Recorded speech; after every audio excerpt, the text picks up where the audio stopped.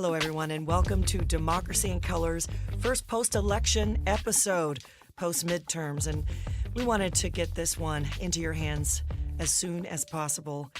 And we're doing this because really there's no way to properly understand what happened yesterday, the good and the bad, and what's going to follow without looking at the role of people of color, women of color, grassroots organizing, and what pundits call the blue wave, which here at Democracy in Color we know is actually a brown wave, and we're going to get into it today. Joining me today are two of the most excellent national and statewide political minds shaping the progressive agenda. First, I'll chat with Tim Molina, our political insider and political director of the Courage Campaign. It's a voice that you should by now know after a whole season of Democracy in Color podcasts. How you doing, Tim? I'm great. Doing great. Thanks, Amy. You sound so tired. Oh, You sound great. You can tell, huh? Yeah, it's like we've been working on an election for 2 years or 22 months, whatever it's been. Oh, man. Well, listen, Tim, I want to hear what's your analysis of what happened in California. I also want to bring in Steve Phillips, who is my partner in the work at Democracy in Color, the founder and author of the New York Times bestseller, Brown is the New White, How the Demographic Revolution Has Created a New American Majority. Steve, thanks so much for joining us. Good to be here. Tim, I wanted to bring you in from the California perspective. You know, I was surprised. Everyone calls California it's the center of the resistance and the big blue state. And what did we see happen at the midterms? We saw Harley Ruda beat Dana Rohrabacher. Dana Rohrabacher was like, people called him Putin's number one, U.S. puppet, and that was a really big win for a lot of people, and it brought a lot of hope for folks. And the other huge thing we saw was that this couldn't have been done without the wave of younger voters of color.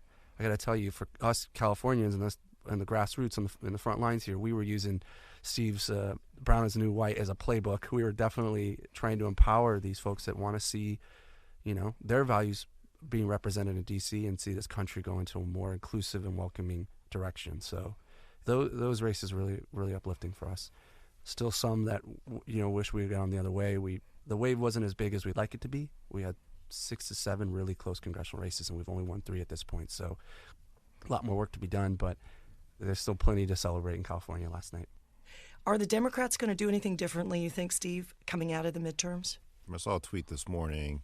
Someone says, last night taught us one thing clearly. The right is unified in the embrace of racism, while the left is not unified in their opposition to racism.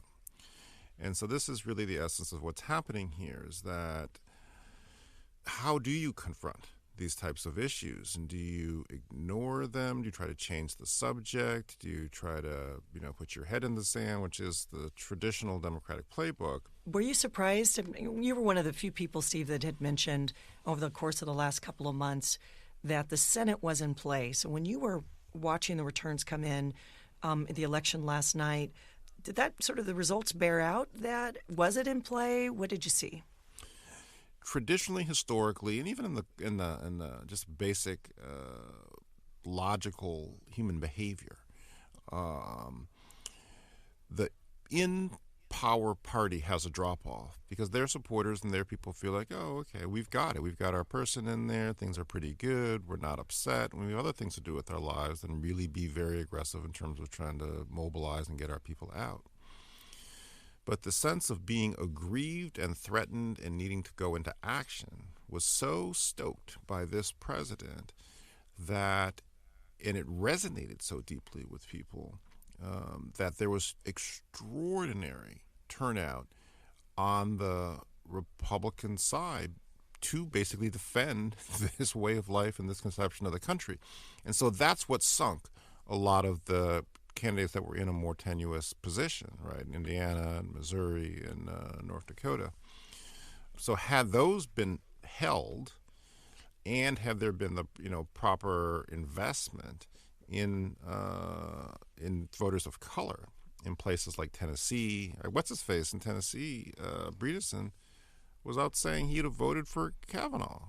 Right. I mean, how is that going to inspire your base and turn people out that you need to actually support? Oh, that's just reminding me, Kirsten Sinema, who's running a very competitive race, said 24 hours before the polls opened that she supported Trump sending troops to the border. Right. I tweet at people, they don't respond, but I still do it. I said, which people do you think actually would elect you in the state of Arizona? And which women?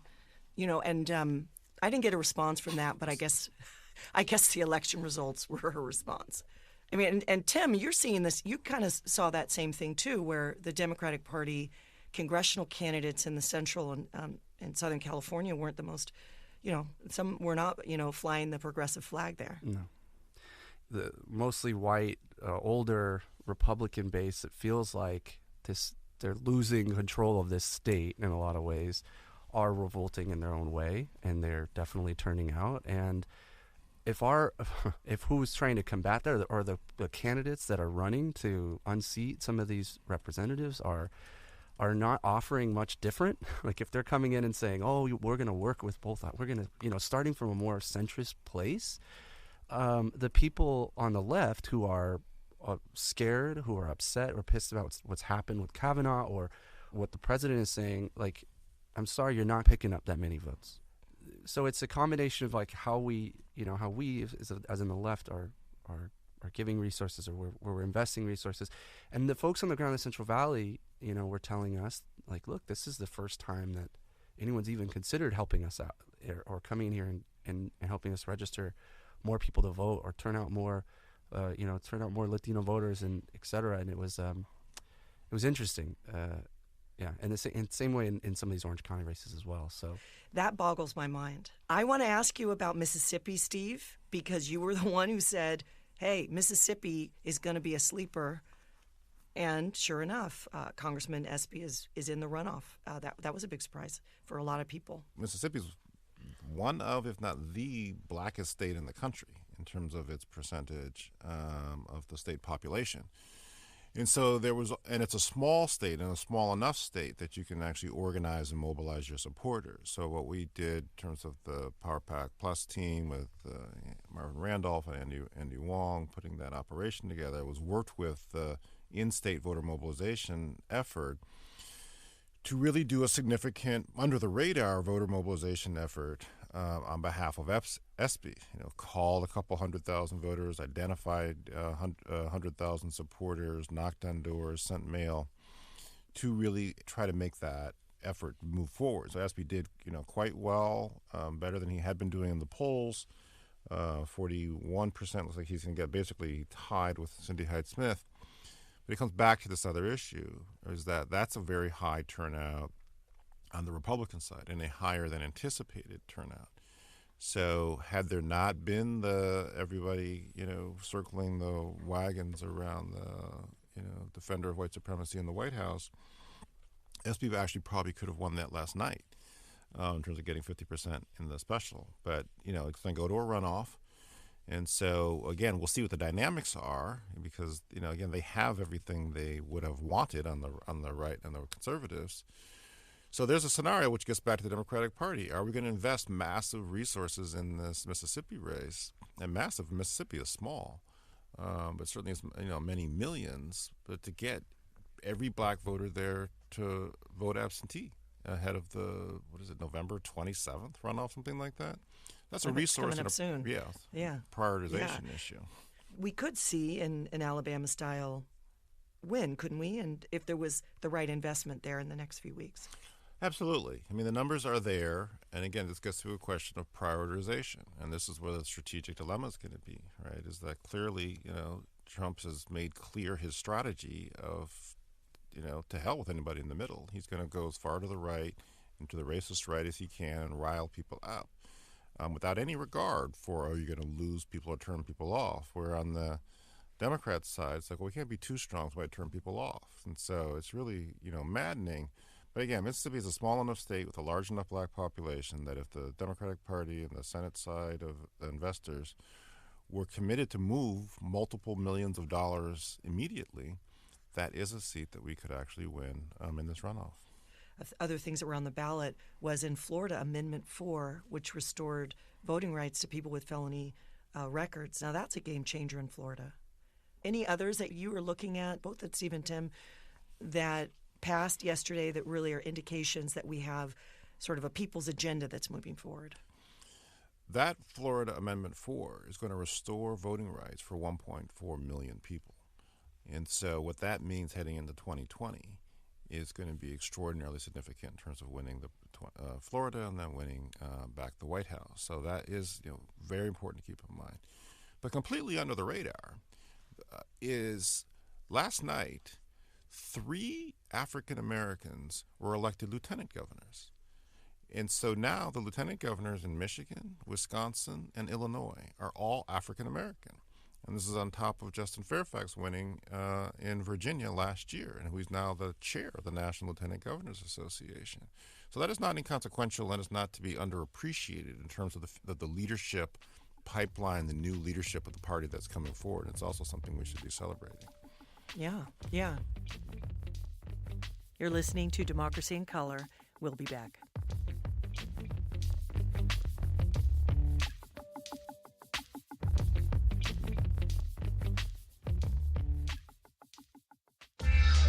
Hi, I'm Amy Allison, host of the podcast Democracy in Color, the voice of the new American majority. Join our conversations with today's best and brightest political leaders, strategists, and thinkers. Our mission, to take our country back with the power of progressives of every race, and we invite you to join us. To learn more, visit democracyincolor.com or follow us on Twitter at democracycolor.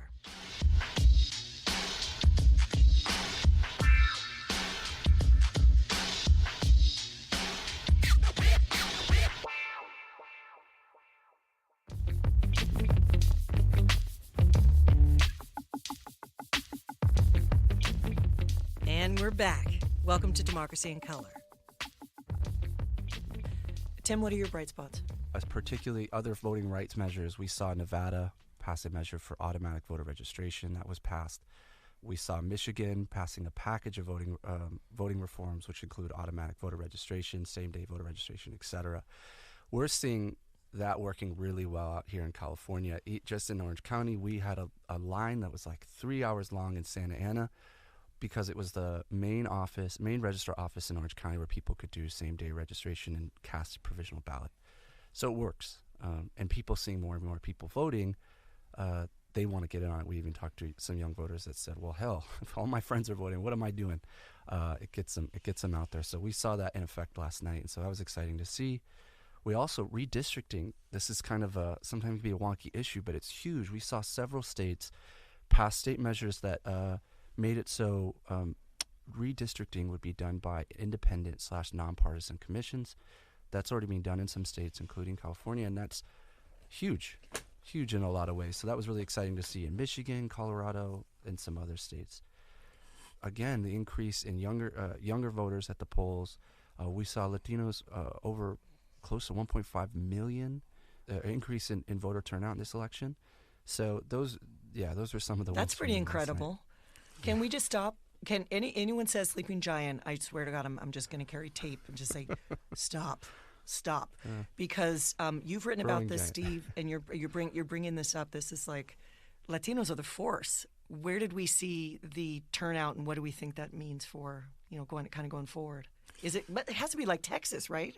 Did you see high turnout in Texas? And absolutely. I mean, that's another overall huge bright spot. Right, so we've gone from losing statewide in Texas by about 800,000 votes in 2014 to 600,000 in 2016.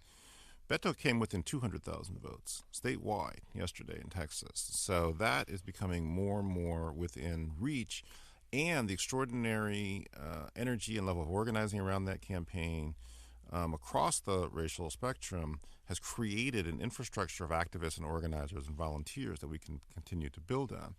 And then underneath that, because of the great organizing work, particularly among voters of color and particularly among Latinos by groups like Texas Organizing Project, we won congressional district pickups in Houston, District 7, in Dallas, District 32. Colin Allred, African-American, flipped that seat against Pete Sessions, who had run in a majority person of color district in 2016 and was unopposed. There was nobody on the ballot against him. Wow. This time we run an aspiring candidate of color. We organize to get out people to vote, and we've defeated him. And the Texas 23, Gina Ortiz Jones in the San Antonio area, is a razor edge. It's like within a few hundred votes as votes continue to come in, and that's organizing and mobilizing Latino voters. I want to say one other thing too, in terms of like the takeaways. I just want to make sure we don't overlook or underappreciate the headline here. Is that after 3 years of unrelenting and increasingly dangerous and increasingly powerful destruction of democratic norms, contempt for all non-wealthy, straight white men, finally, the country and the democracy and the world are going to have some accountability for this man. He had no accountability. His run-up to the nomination, and then his, basically stealing the Electoral College, and then since he's been governing. And now there's going to be a Democratic Congress. And this is the first time in these 3 years. So the significance of this, really to the health and the future of our democracy and our country and ultimately the world, is not to be underestimated. And so while we had some specific disappointments, the historic and imperative significance of being able to take back the House, which was not an easy lift. I mean, it's through work like like the Courage Campaign and other groups like that, we won many of these seats by just a few thousand votes, and that's just knocking and calling and texting people, and which resulted in those wins. When is it going to be done? That's really my question. Well, this is the work. I mean, I'm joking with friends about. I not infrequently wind up thinking, that Harriet Tubman doesn't feel our pain, right? And that in terms of those of us who are social and racial justice advocates. So freedom is a constant struggle. And it is the work of the next 2 and 3 years. And so this fight is going to play itself out around what is the strategy for winning in 2020. Now, the irony of what they're saying is it's not just a geographic issue, it's a demographic issue. Because we do need to, frankly, lose by less in these different rural areas. But that's not about trying to water down your politics in some, half-hearted attempt to appeal to the people who are supporting Trump. It's about finding the progressives and the people of color in those areas and getting them to vote. So this is just going to play itself out. This is going to be the intertwined with the 2020 presidential race and strategy. So we have to be fighting that fight now, laying the groundwork for who prevails and whoever prevails around how the 2020 election will be run. And if it's done properly, we will have a new president in January 2021. And then working with that person to restructure all of these institutions of the party and of the progressive ecosystem. And so we need to be engaged in that struggle now. So it's all of us who are activists from Democracy in Color, from Courage Campaign. People did, all the new activists, in terms of people who are, Indivisible and DFA and groups like that, all have to be engaging with the party where the big money is around what is the strategy and insisting upon much higher levels of really arithmetic, as well as transparency and accountability around what the plans are going to be. So this is the fight that's incumbent upon us who want to make the country better and see that the progressives move in a more effective direction. Just, I was going to come back to you and ask Tim, what do you believe should be done in let's say the first 100 days after this new crop of leaders takes office at House? Impeachment. Wait, sorry. Don't sorry No, it. I mean, no. remember we were together in a studio at Yes, UC Berkeley. Rashida Tlaib, who's now the congresswoman from Michigan, Palestinian American, first Muslim in Congress. Rashida said that's what she wants to Yes. pursue. That's where I was going with it. I was saying, I was thinking back, when you asked me that, I was thinking back to that conversation. She said, I'm going to D.C. so we, first and foremost, impeach for every reason. And I'm willing to entertain that. But I also think a lot of these candidates ran on healthcare. They ran on keeping families together. And I'm going to I hope I and Courage Campaign and other organizations will have to hold them accountable to that. See how Speaking of holding accountable, I wonder what the balance is going to be between pushing legislation that's going to end up on Trump's desk kind of thing, reversing some of the damage that's been done in the last couple of years, and holding Trump accountable. I thought it was really interesting that our California Congresswoman Maxine Waters, one of the clearest, most courageous voices as a black woman, kind of like challenging Trump. He's attacked her personally. Now she's going to be the head of a committee that could very well in Congress subpoena his financial records and hold him accountable that way. I think that's a pretty awesome potential possibility there. Yeah, and I get something too. I think that we have to think of this as a period in history. And we have an opportunity over the next 3 years, which could then last the next 2 or 3 decades. So we have this 2-year run-up to the next presidential election. And there is now an extraordinarily diverse and creative and progressive network of elected officials, not just in Congress, but across the country, at the local level, the state level. So what I want to do with, in terms of the work that we're doing at Democracy in Color, looking at 2019 and 2020, is starting to lift up a agenda around moving the country towards the vision of equality and justice for all. And to advance that, specifically in early 2019 at the local level, the state level, looking at like people like Michael Tubbs in Stockton and what they're doing around the universal basic income piece. And we partner with other people to introduce similar legislation in different places to get more of a sense of movement going. Can we work with Mary Gonzalez in the Texas state legislature? Can we work with California Senator Holly Mitchell? Now we have a new governor in California. To advance that agenda and then have that agenda inform the 2020 presidential election, to have that be a referendum around this type of policy vision around what kind of country we're going to be, what kind of people we are, and then have the mandate to govern in a very even more bold and imaginative way come 2021 all across the country in a way that we have not been able to do. And it really is moving almost like a great society or New Deal type of vision, updated and made more multiracial and more ambitious, given the fact that we have more political power than we actually did in those 2 periods. See, and the message is not to shrink from that, but just to go big.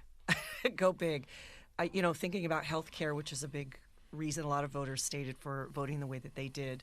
Yesterday, Medicare for All, Medicare expansion, Congresswoman out of Washington, Pramila Jayapal, who was on this podcast last season, she's begun a Medicare for All caucus, and they want to move that forward in every state. I think these are examples of what we could do. And I just wanted to take a moment to congratulate all the newly elected candidates. I mean, like you, Tim, I want everyone to be accountable. You know what I mean? I want them to fully embrace and think big. I think some of the activist, organizer type newly elected folks are going to be the ones, even though they have less experience potentially, might lead coalitions that can think boldly about what we can get done. So I wanted to also thank you, Tim, and thank you, Steve, for joining us on the podcast today. This episode of Democracy in Color was produced by Lentigua Williams & Co. Our editor is Chiquita Pascal. Our producer is Annie Nguyen, with additional production support by Levon Briggs. Special thanks to Tim Molina, Political Director of Courage Campaign, and Steve Phillips, founder of Democracy in Color. Please subscribe to Democracy in Color wherever you get your podcasts and rate us on iTunes. For more, visit democracyincolor.com and follow us on Facebook and get in touch on Twitter. We want you in the conversation too. This is the last episode of our 3rd season. Thanks for staying with us and telling your friends and neighbors about us. It's been our pleasure to bring you a dose of political intelligence. So until next time, thanks for joining us.